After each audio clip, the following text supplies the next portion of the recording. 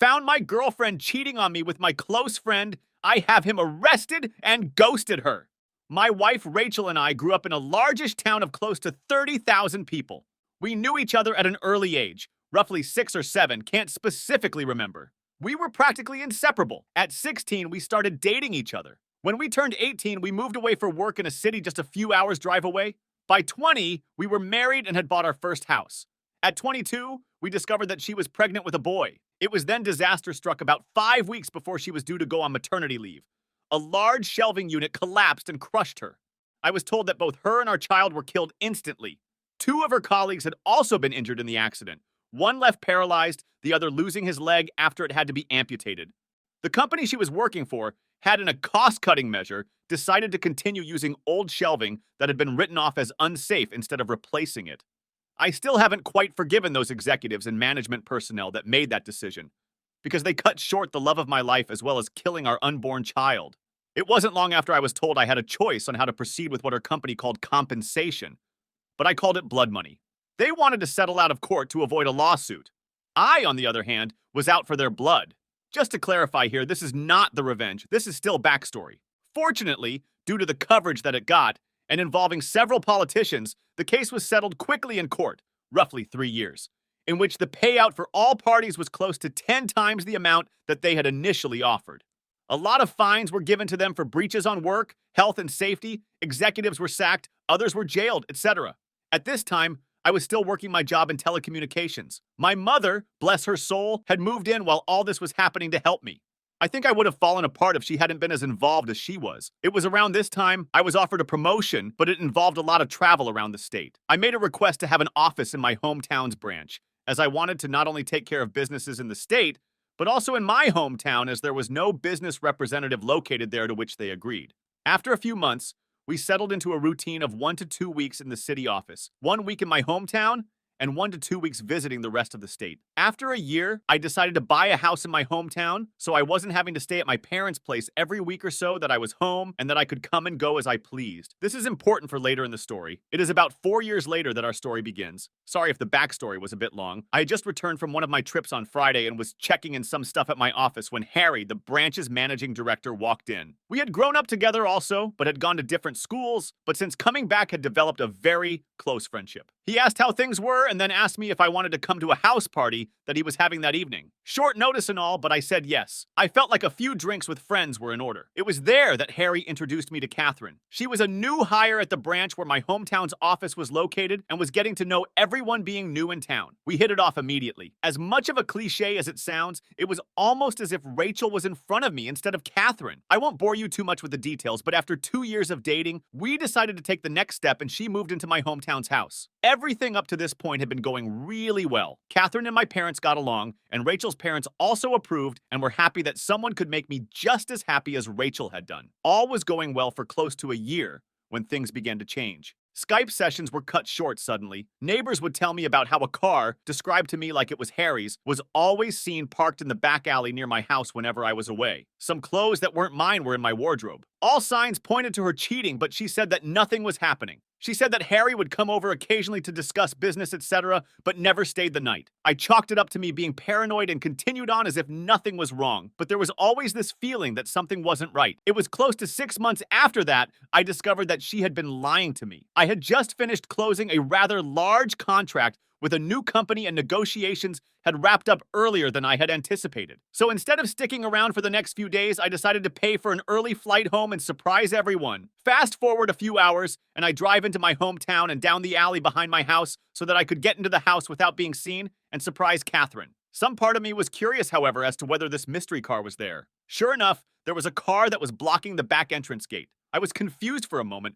wondering if it had just been a neglectful neighbor parking, only to realize that it was indeed Harry's car. If it hadn't been for the high hedge line that I had put in a few years back for privacy, I may have well driven past my own place. Pulling up behind his car, I got out and thought it was strange that he was there so late, as she claimed that he always had left by now. As I approached the back of the house, I saw something that made my stomach drop. In my kitchen, Catherine and Harry were going at it hammer and tong. I froze. Time stopped. There was my close friend, having sex on my kitchen bench with my girlfriend. I didn't know what to do. So many questions were running through my head. Was this real?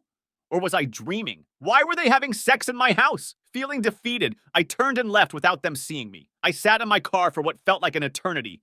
I was crying, hard, but the sadness quickly turned into anger. The same kind of anger I felt towards those that were responsible for Rachel's death. I wanted to hurt them, badly. As a pacifist, I don't believe in violence. It was then I knew I was going to punish them and destroy their lives. And what better time to start than now? I moved my car back up the alley, far enough away from my driveway that I could still see Harry's car, and then walked back to the gate where I could see into the house and called her phone. They were still going for it when it rang. They both looked at the caller ID and did a double take when my name came up. I could see that she was considering answering it, and they let it ring out. After a few moments, they were back into it again, and I dialed once again. This time she answered. As she was answering, I hung up and made my way back to my car. As soon as I did, she called me back. She asked why I was calling as late as I was, and I told her that I was about 10 minutes from home and didn't want to scare her coming in. She obviously was shocked and acted happy that I was coming, and the call ended very quickly after she said she was going to get up and get changed into something. I said bye and hung up. A few moments later, Harry came peeling through the gate and, still half naked, jumped into his car and took off like a bat out of hell. I smiled a little, knowing the fear that both of them would be feeling from being so close to being caught. I waited a few moments before turning my car into the same place Harry had been moments earlier. The night was fairly uneventful afterwards, and it wasn't until after she was asleep that I got up and went to my office down the hall. I couldn't sleep. I needed to plan, and I did. The revenge. My mother always taught me to be a pacifist and to allow cosmic karma to take its course. But on this occasion, I decided that karma could use a helping hand. I decided to punish them separately, but destroy both of them. I knew that Harry had a drug habit. Nothing major, but he kept it very private. I only knew about it accidentally after seeing some coke and weed left out in his place, but pretended I hadn't seen it when he had made attempts to cover it up. I began calling some of my more unsavory clientele and made a few discreet inquiries into obtaining some samples that they were willing to part with. A few days later, I had a decent enough stash for my plan to work. About a month later, I had friends, including Harry, around for a barbecue night. After making sure that I sufficiently liquored up Harry, I told him to stay the night and sleep it off. In the early hours of that morning, I took the drugs and an assortment of my personal belongings and placed them at various places around his car with the biggest stash in his tire well. Confident that he wouldn't find them over the few months as the rest of my plan took effect, I locked the car up and went inside to sleep. I also placed some more drugs and personal items in his house after driving him home because he was still too drunk to drive. A few days later, I staged a break-in by smashing the back pane of my back door into my kitchen and leaving it open before heading back to the city for a flight. I had several messages the moment I landed. One from my clearly panicked mom, who had found the back door smashed open and had called the police. One from Catherine in tears, and one from the local police asking me to call. After returning all the calls, I informed the police I was away on business and that I would be back the following week to talk with them. While away, I got Catherine to stay with my parents until after I got back and asked my dad to organize one of the local security companies to install cameras and an alarm system after getting the go-ahead from the police so as to not ruin the scene of the crime. After getting home, I did the usual, my God, I can't believe this has happened, and why would anyone do this? Routine. After doing a thorough check of everywhere, finding that the items I had taken were missing and filing a police report, I had the security company's rep talk Catherine and I through how the cameras and alarm system worked. Then came the question I had been waiting for. The question of what happens if we are doing some business and don't want it recorded. She acted a bit shy asking this question, but I knew exactly the reason she was asking. He assured us that this was a question he got asked a lot, and we were shown on the home computer if we wanted to be doing things without it being recorded, how to stop the recording for certain cameras so that we could protect her modesty. As I was walking him out, I asked him if cameras were turned off. Could a notification be sent out, just as a security precaution? He came back in and helped me through how to set up email notifications and left shortly after. Fantastic! All I had to do was wait. At this stage, I approached our legal advice for some help in relation to couples law in my country. I needed to make sure that my upcoming plan could legally be done and that I would not be forced to pay out any money or equity to Catherine, as I didn't know if we were classified as a de facto couple or not. Being the sole benefactor of Rachel's estate, I didn't want to be left with any nasty surprises where Catherine could take any of the estate away from me. Shout out to those guys and gals there, as they helped me get in contact with a great lawyer who assured me, due to the fact that although we had been dating for close to 4 years, we had not been living together long enough to be classified as de facto, and because I was paying all the utilities on the property that she was living in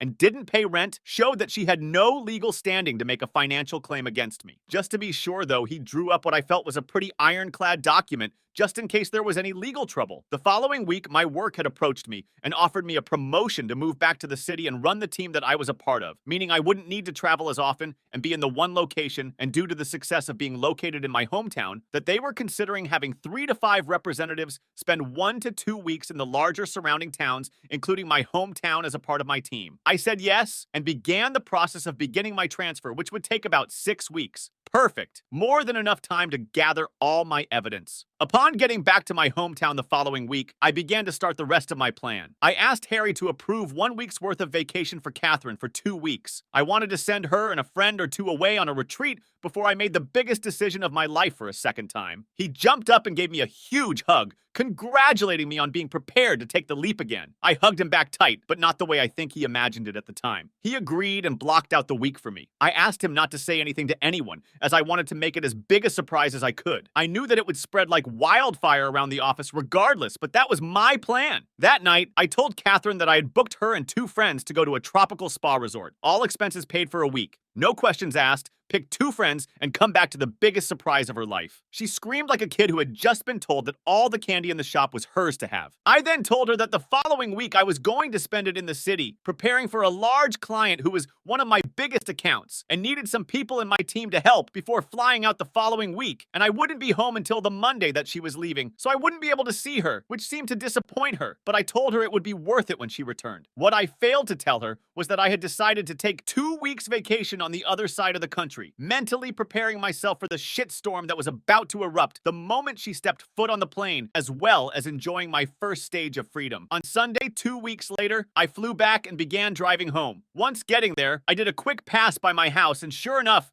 Harry's car was there. Like the first night I had caught them, I parked a little ways back and checked the cameras, asleep in my bed. No surprise, honestly, as I had recorded them constantly do this over the 2 weeks I had been away. I then made my first call to the police, blocking my caller ID. I told them that I was one of my neighbors and saw someone hanging around in their car in the alley behind my house, and occasionally passing something through windows to passing cars while also looking into my yard, and I was concerned that they were dealing drugs and or going to break into someone's property. I gave them his license plate and description. They said they would have someone there in a few minutes, so I thanked them and hung up. I then called Catherine and told her I was about 10 minutes from home and that I knew she was flying out tomorrow, but desperately wanted to surprise her. Looking back at the footage now, I laugh at the commotion that I'm surprised I didn't hear. In a few short seconds, Harry was half-dressed and flying out the back door to his car. At that point, I couldn't have asked for a more perfect scene.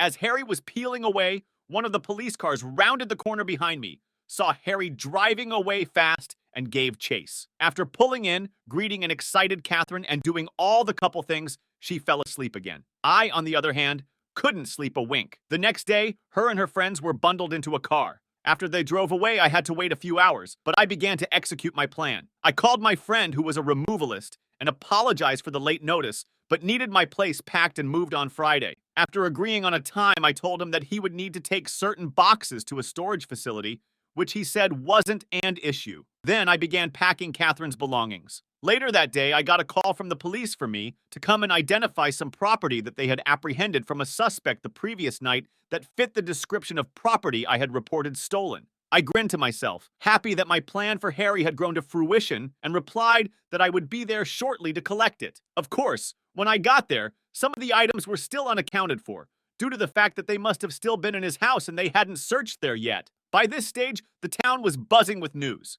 Events in my hometown don't stay secret for long. Harry was disgraced and promptly fired for his possession of drugs and stolen property, and our respective bosses on behalf of the company had extended a formal apology towards me during the week. That night, I went to my parents' house and told both mine and Rachel's parents what had happened, omitting certain details, and that I was moving back to the city after being promoted. But Catherine wouldn't be a part of it. They were pretty upset initially that I hadn't let them know what was going on, but were happy that I was handling everything maturely and hadn't sunk to their level, though they didn't agree with ghosting Catherine. But after some drinks, laughs, and tears, I went home. On Friday afternoon, after a busy week of organizing cleaners for the following week, the real estate to put my house on the rental market, and various other tasks at my hometown's office, I packed some things into my car and drove to my parents' place and said goodbye before the drive. Before leaving, I went to Becky's house. Becky had been one of Rachel's closest friends growing up. She was the only other person who knew what was happening, minus the details about Harry. Without her help, I wouldn't have been able to organize everything as quickly as I had. I gave Becky a large manila folder with my gathered evidence of her cheating, as well as the letter and a few other legal documents from my attorney stating that she was ordered not to contact me,